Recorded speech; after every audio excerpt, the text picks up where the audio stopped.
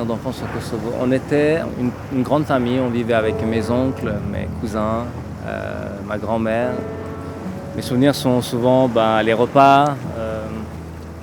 On partageait beaucoup de choses, donc on était une famille de fermiers, donc je me souviens encore aller récolter. J'étais élevé par ma grand-mère, j'ai eu vraiment beaucoup d'amour. D'ailleurs, je l'appelais maman. Ma mère est partie pour des raisons qui lui appartiennent quand j'avais 3 ans. Et voilà, mais j'ai été très heureux j'ai été élevé par ma grand-mère, donc j'ai eu vraiment beaucoup d'amour, donc j'ai été très heureux que ça soit passé comme ça.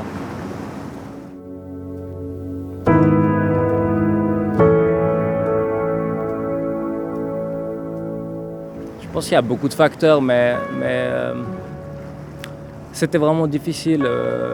Moi, je suis arrivé en Suisse à l'âge de 12 ans, donc j'ai quitté un pays qui était en guerre. Donc c'était très difficile parce que tu quittes tes amis, tu quittes ta famille, ma grand-mère. Et après, je suis arrivé en Suisse. Donc il a fallu s'intégrer. Parfois, les enfants à cet âge-là sont assez durs. Ouais, je pense que c'est des moments comme ça qui vous font vous concentrer et vous dire ça te forge vraiment ton caractère. C'est vrai que quand on était au Kosovo, on n'avait pas vraiment de jouets. Donc quand tu voulais jouer, en fait, il fallait que tu te débrouilles. Donc tu devais en construire un. Donc il y a plein de petits facteurs comme ça qui font que aujourd'hui, si tu as envie de faire ton propre rêve, tu dois investir de ton temps, avoir de la volonté, se faire confiance et se battre. Disons que quand j'étais arrivé en Suisse, je viens du Kosovo, donc je suis dans un monde de l'horlogerie, donc la Suisse, donc je me voyais un peu mal de mettre mon nom, en fait, Recep Recepi, je me disais un Kosovar qui met son nom dans une montre suisse.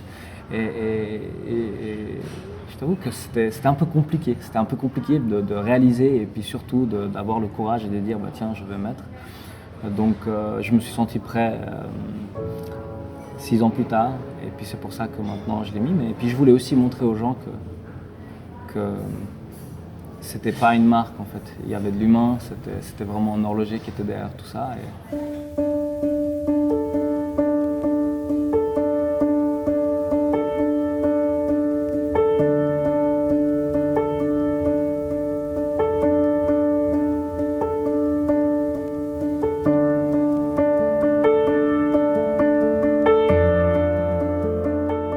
Alors c'est vrai que ça fait 6 ans que j'ai lancé la marque, mais c'est un travail en amont. En réalité, ça fait à peu près, je dirais peut-être 8 ans, 9 ans que j'y travaille. Donc premièrement, c'est beaucoup de sacrifices puisque moi j'avais pas de budget, donc j'ai dû travailler dur pour pouvoir économiser un maximum. Et au fur et à mesure, ça évolue, mais c'est beaucoup de sacrifices, vraiment beaucoup de sacrifices, beaucoup de travail. Et aujourd'hui, c'est comme mon bébé, donc je peux que essayer de travailler encore plus. Et j'essaie de me dire chaque matin, vraiment, en me réveillant, de me dire écoute, tu dois pas lâcher.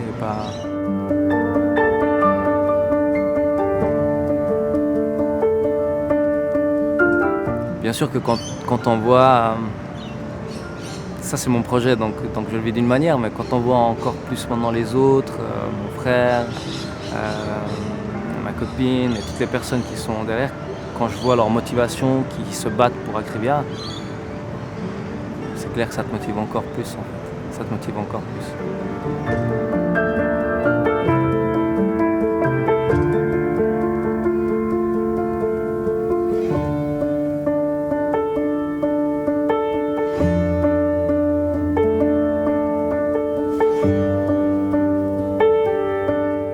J'ai la chance d'avoir de la famille, comme mon frère, ma copine, toutes les autres personnes qui me soutiennent et qui suivent vraiment mes idées et qui sont motivées. Donc c'est clair que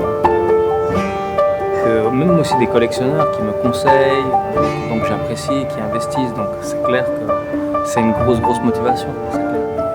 Je pense qu'il y a vraiment de l'avenir puisque d'un côté, aujourd'hui, grâce aux réseaux sociaux, on peut vraiment plus partager, donc on peut montrer, donc on peut toucher des gens qui sont dans différents endroits du monde, en fait. Donc, quelque part, c'est plus facile. Et puis, ça permet aussi de montrer notre création, notre créativité. Et bien sûr qu'il y a de plus en plus de concurrence, mais je pense qu'il y a de la place pour tout le monde. Donc, ouais, moi, je crois énormément en les indépendants.